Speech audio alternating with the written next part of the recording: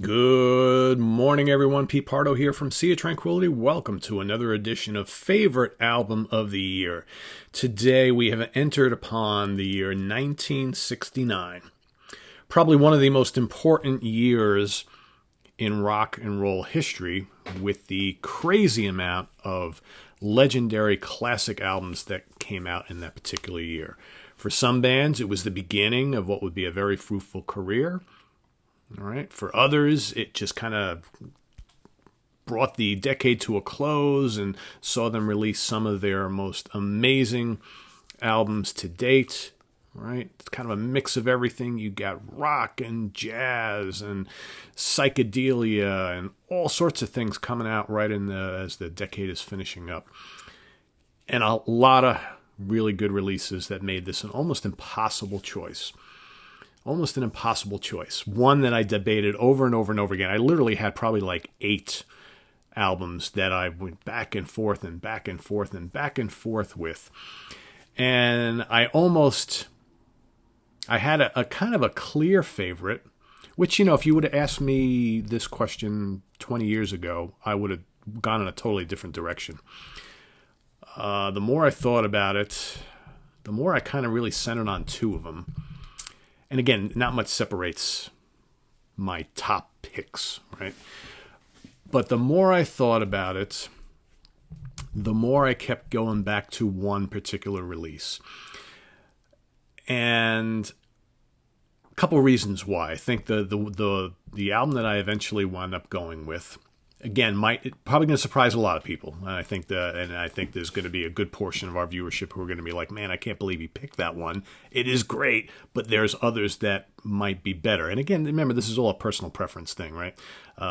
This particular album that I chose really has cemented itself within me, okay, within these ears, my mind, my ears, my heart, as an album that really spearheaded a whole movement, a whole kind of subgenre of rock that just cannot be denied.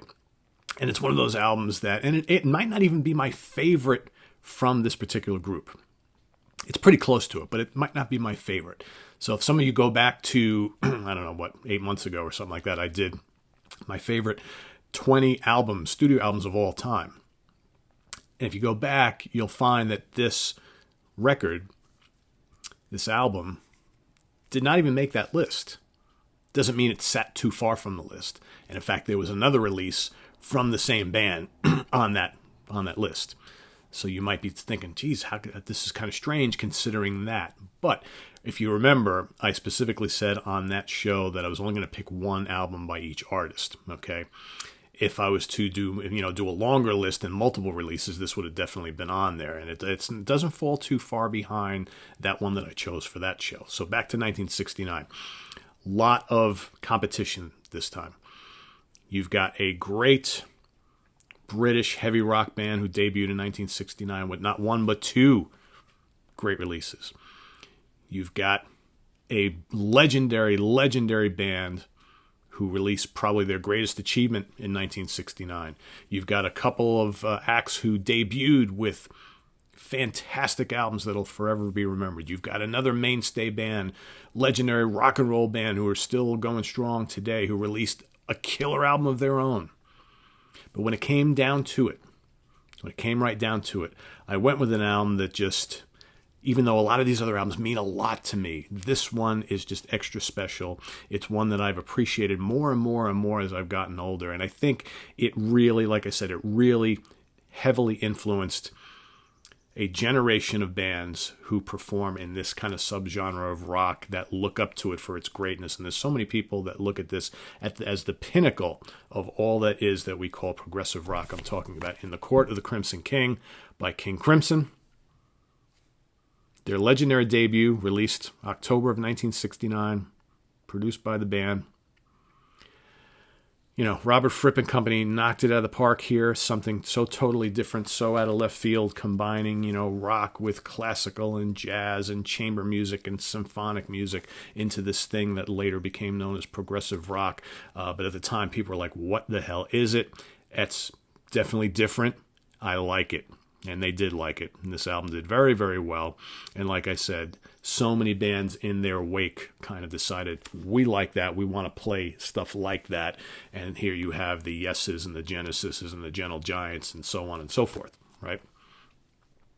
There are modern progressive rock bands today who still cite this and all the subsequent King Crimson albums as a major influence in them deciding to go the route that they chose. So again, I know a lot of you are probably saying, but Pete, how could you possibly pick against Led Zeppelin 1 or Led Zeppelin 2? How could you possibly pick against the Beatles' Abbey Road? Well, it wasn't easy, all right? And like I said, if you prefer those over this, that's totally cool because I almost did as well, all right? There's not much that separates any of these. There's such great releases. You got Jethro Tull Stand Up. I mean, so many other great ones. Let me get to my list. Some of the ones that, Freeze, Tons of Sobs, James Gang, You're Out, Miles Davis in a Silent Way, Green River by Creedence Clearwater Revival, Tommy by The Who, for crying out loud. All right. Santana's first album, Allman Brothers Band first album, Rolling Stones, Let It Bleed, Grand Funk Railroad's Grand Funk album. So many great ones in this year, and I barely scratched the surface with those that I mentioned. But there's something about 21st Century Schizoid Man. I Talk to the Wind, the lovely Epitaph. Man, Epitaph just brings me to tears every time I hear it. With all those mellotrons and Greg Lake's amazing vocals, right? Moonchild, the gorgeous Moonchild, and of course the haunting, poignant In the Court of the Crimson King. Right? And I want to go back to 21st Century Schizoid Man. So heavy for the time. All right? It's just mind-blowing stuff. Jagged, ragged technical guitar work. Mellotrons, gorgeous vocals, symphonic swells, ominous music, just unlike anything we'd ever heard before. So while I get the influence and the magnitude of Led Zeppelin's first two albums, I do, because I love them both. And I almost went with Zeppelin 2. Okay? And as much as I love that first Santana album, it is so great, I kept coming back to this. As much as I love Abbey Road is my favorite Beatles album. It's awesome. I kept going back to this. And the one that I almost changed my mind and went with, and I know there's going to be a lot of you here who probably were guessing that that's what I was going to pick. My runner-up was the Chicago Transit Authority, the debut album from Chicago, known then at the time as the Chicago Transit Authority, because I absolutely adore that album. I almost switched yesterday, okay, because I've been debating 1969 all week, and this was kind of my favorite pick while going through all this stuff. And then yesterday, I was kind of like, oh man, but that Chicago album. I almost switched, but then this morning I woke up and I said, you know what, I'm not going to do it. Because I still think that I'm going to constantly come back to this. Again, your mileage may vary, and it's totally cool, right? Because we all hear these albums differently. And I think all these great albums that were released in that year affects each one of us in a different way. That's what makes the love of music so special. Because every piece of music can affect us all in a different way based on where you were at the time or specific songs that hit you in a certain way. So there's no right or wrong answer here. So if one of the Zeppelin albums is your favorite, that's awesome. If Beatles' Abbey Road is your favorite album, that's awesome. If Santana or Creedence Clearwater Revival is your favorite, that's awesome. If the Stones is your favorite, that's awesome. We all should have our favorites. And all these albums are good, and they all should be discussed about in the comments below. That's the point of this type of show, this particular show. That is the point of the favorite album of the year, because I want to hear from everybody why your favorite is your favorite and why it affects you the way it does. All right? Don't bother with saying, Pete, I can't believe you picked this album over that album. That's not what I'm interested in here. I'm interested in why your favorite is your favorite. Because this format of this show, of this favorite album of the year show, is so everybody can talk about why their favorite album of that particular year is their favorite album. Okay? That's the kind of comments I want to see on these shows. Okay? Never mind, you know what? If you don't think that King Crimson, Core of the Crimson King is the best album of the year, that's totally cool. I do. All right? But I want to hear what you think, what your favorite album is and why. Okay? Because there's no right or wrong answer here. These are all legendary albums. There's so many great ones. So visit us on the web at www.seaoftranquility.org. We're on Facebook, we're on Twitter. Of course, we're here on YouTube all the damn time. So coming up later today, at some point, ranking the studio albums of Spock's Beard. Okay, over the weekend, we got some special guests on the show. Top 10 songs of King Diamond. Jack Toledano and I are going to do our favorite hits of the 80s, radio hits of the 80s.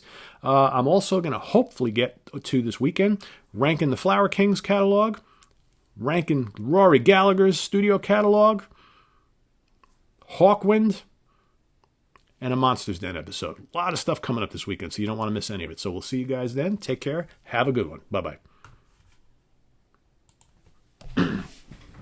Moonchild.